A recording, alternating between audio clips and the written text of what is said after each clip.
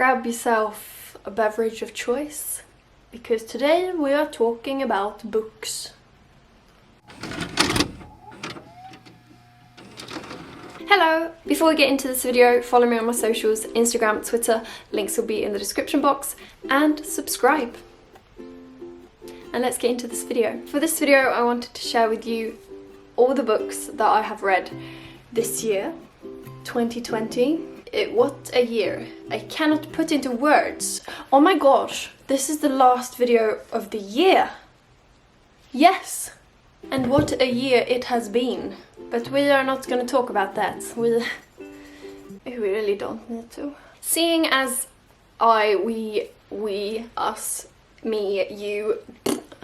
Seeing as I've spent most of my time this year at home, I've managed to get through quite a few books. Most of the books that I have read this year have been physical books, but I have also listened to a few audiobooks because I was doing a sponsored post on Instagram for a audiobook company. I'm not going to name the name, they're going to have to sponsor me first. So I listened to a couple of audiobooks, which I haven't really done before, but it was really nice. It's like listening to a podcast. You do it while you're doing other stuff, doing the dishes, doing laundry, cleaning, and then just listen to a book at the same time. It was really nice. But I will never let go of physical books. Also, look at my bookshelf, bookcase. Well, it's not just mine. It's so nice. It's so nice. So the first book that I read this year, I started last year, and I brought it with me to England because I celebrated Christmas and New Year last year, 2019, in England. And that book was this one, Holding Up the Universe by Jennifer Niven. It was really easy to get through because the chapters are quite short, like a page or so short. You get to follow Jack and Libby, who don't know each other. They go to the same school, and Jack is face blind, like he does not recognize people's faces. Prosopagnosia, an inability to recognize faces of familiar people, typically as a result of damage to the brain. Jack is a very popular guy at school, but he feels like a fraud, like he's scared that someone is gonna, because he keeps his face blindness as a secret, so he's scared that he'll eventually get caught with his lie or like secret. You also get to follow along Libby, who is a very big girl. Her mum died, and so she became depressed and was eating a lot and gained a lot of weight and didn't go to school, and they meet each other and become friends, and you get to follow them in this book. I like books that have shorter chapters than books that have longer chapters because it's easier to get through. It's easier for me to be like, okay, I'll read this, I'll read the next one, I'll read the next, I can just as well read another chapter. But when it's a book with like 10 pages long chapters, I'll struggle to get through that chapter. I'll keep counting the pages until the next chapter. Like, I've read one page, and then I'll count the next. And then once I've gotten through that 10-page chapter, I'll be like, okay, I'll put the book down. But this, Jennifer Niven, is amazing. Yes. It's a really nice book, so I really recommend it. It's easy to get through. You don't want to put it down. Literally, you don't want to put it down. And yeah, recommend on this one. Also, I'm going to be totally honest with these books because I have read books this year that I've been like, maybe don't read it. But this one, definitely read. So the next book that I read this year was a book that took me quite a long time to get through. And not in the sense that it was boring or a bad book, but it was really... I'll just show you. The Librarian of Auschwitz. I have a tendency to collect Second World War books. This one was really good. The Librarian of Auschwitz. It's based on a true story, which makes it even... I mean, it's all heartbreaking. You get to follow Gytha Kraus, which gets imprisoned by the Nazis to Auschwitz-Birkenau with her parents. Auschwitz-Birkenau were divided into blocks, and people were, you know, placed into different blocks. And there were schools at the camp because there were teachers who, of course, got imprisoned as well with every single occupation. And so the teachers had school for the children at the camp, and Gytha was the librarian, which meant that she would keep the books hidden, because books during the Nazi regime, a lot of books were burned because they were dangerous. Yes. So she had to keep different books hidden because they would study them during this little school. Books were very rare, so she had to keep them hidden, and that was a very dangerous task. You get to follow Gytha during this horrible, horrible time of her life, and it's heartbreaking, it's fascinating, it's exciting seems like a too positive of a word for this terrible time in history. This is a book that has longer chapters, so it got me a bit longer to get through, also because it's such a heavy topic. But it's a really good book. It's written by Antonio Iturbe, and it's a really good book, so I really recommend it. The third book that I read this year is Mot framtiden, en simpel guide till att krossa patriarkatet by Clara Henry, which is Towards the Future, a simple guide to crush the patriarchy, which is just this fun, interesting, it's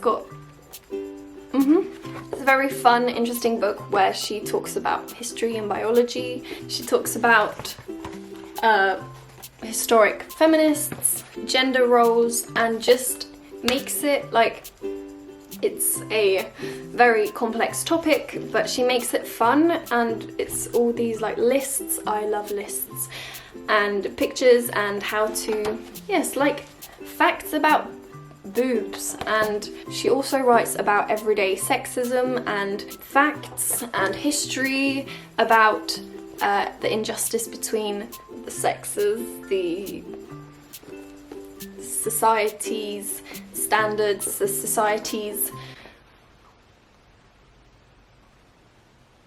society. This was also one of the books that fell when the shelf came down. Recommend. This is one of the good ones. Next book is She Lies in Wait by Gytha Lodge. I think that's how you pronounce it, Gytha Lodge. I think this is the best book I read this year. Yes! I just had to peek at my list. This is the best book of 2020. Oh my goodness. Evelina bought this at the airport on her way home from England. It has a sequel. It's a murder mystery. 6 friends, 1 killer. Who do you trust? The main character of this book is DCI Sheens. He gets this case because 30 years prior, Aurora Jackson went missing when she was out camping with her sister and her sister's friends, and he has to find the truth.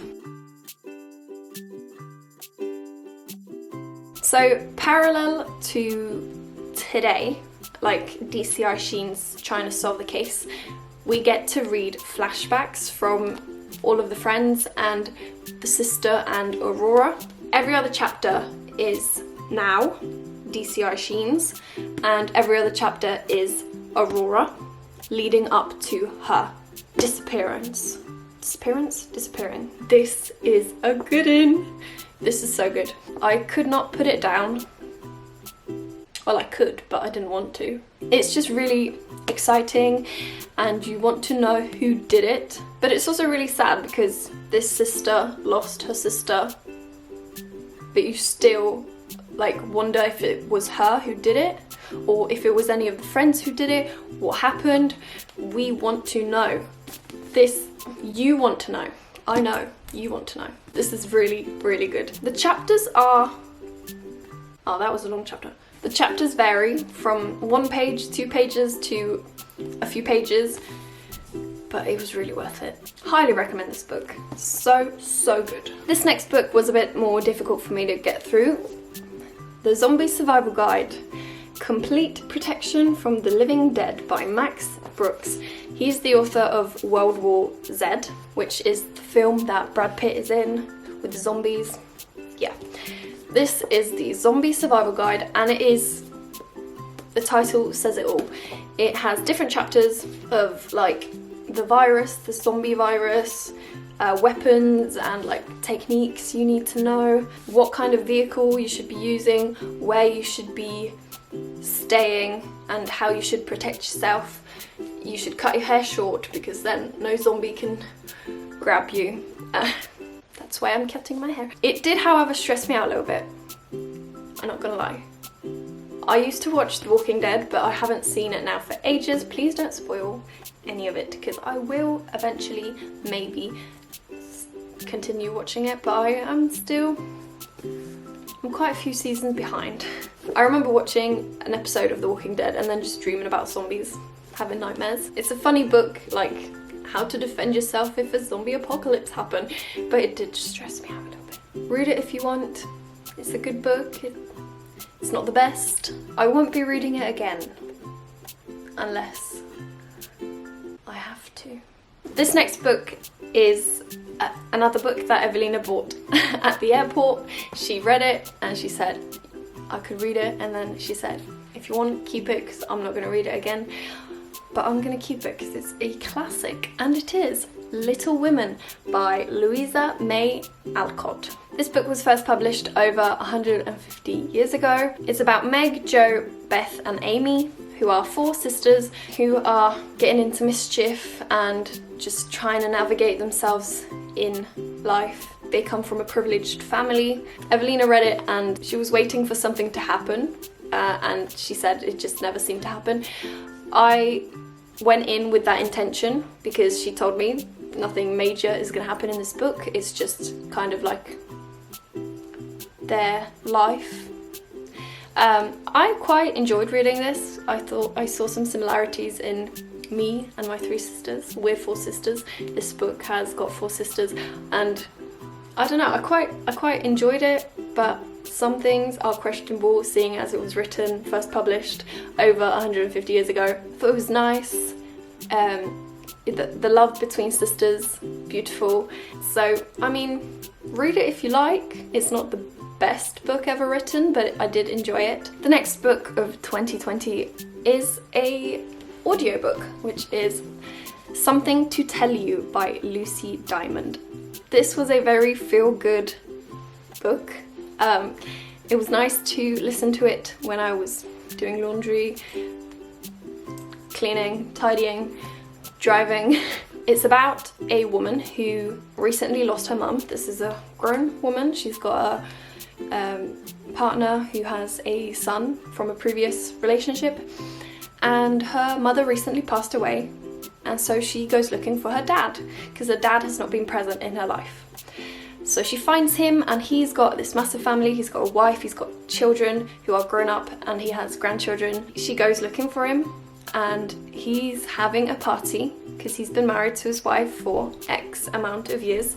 So they have a party, and she walks in not knowing what to expect, but things unravel, things happen. You get to see it from everyone's perspective. You get to see it from this woman who I can't remember what her name was, who's looking for her dad. You get to see it from the wife's perspective, who did not know that this woman was existing because he might have done it on the side. He might have, you know,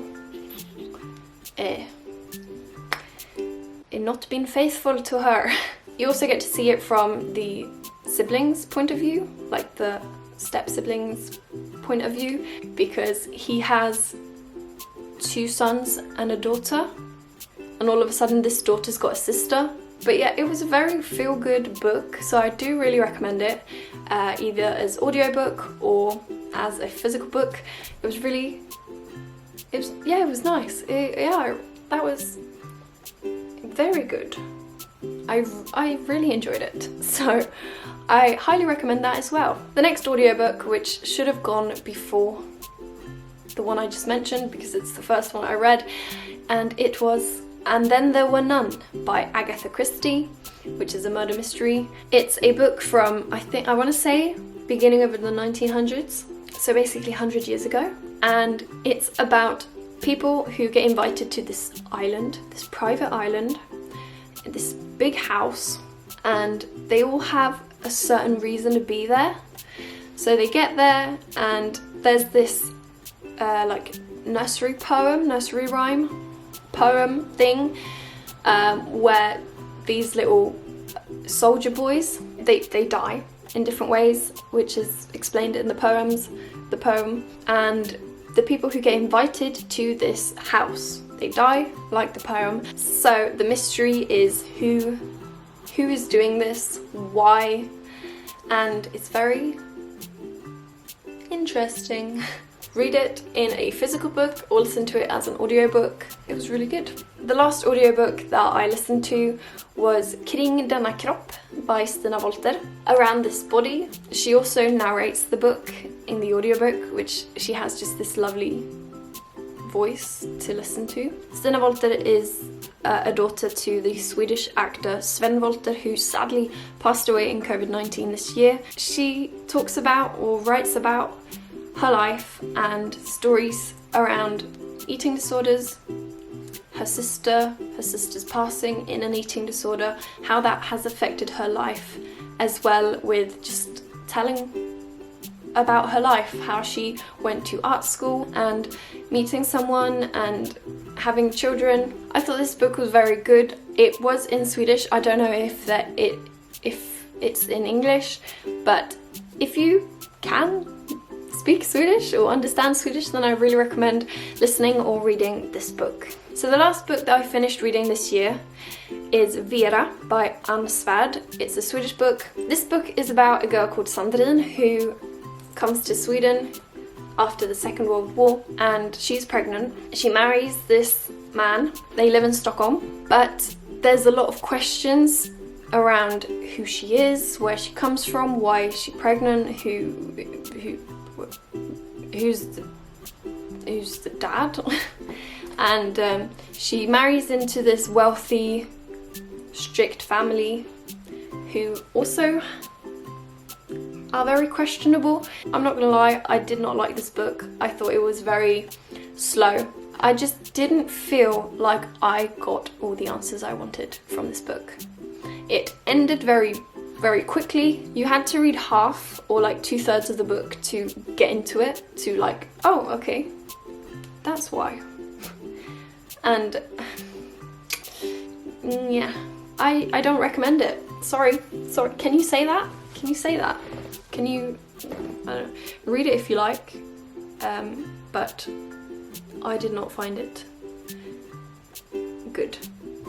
Which was, disappointing. On the front it said like, how different people rate books, or like they read it and they're incredible, show-stopping. Yes, this is like, wow, greatly she writes. So I saw so many typos, not typos, but misspellings. Is that a word? Words spelt wrong, words used wrong.